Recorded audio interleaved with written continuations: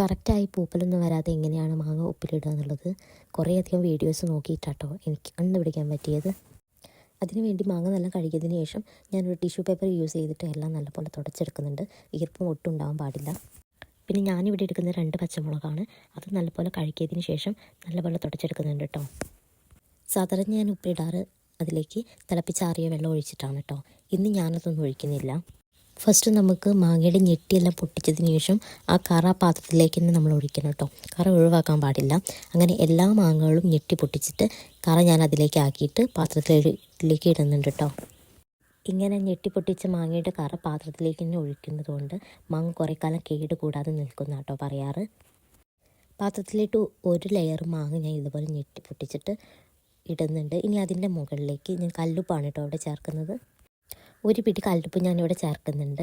ഇനി ഇതുപോലെ തന്നെ നമുക്ക് അടുത്ത ലെയർ മാങ്ങയും ഇതുപോലെ ഞെട്ടി പൊട്ടിച്ചിട്ട് ഇട്ട് കൊടുക്കാം. അങ്ങനെ ഇട്ടതിന് ശേഷം ഇനി അതിൻ്റെ മുകളിലിട്ടും നമ്മളിതുപോലെ കല്ലുപ്പ് ചേർത്ത് കൊടുക്കുന്നുണ്ട്.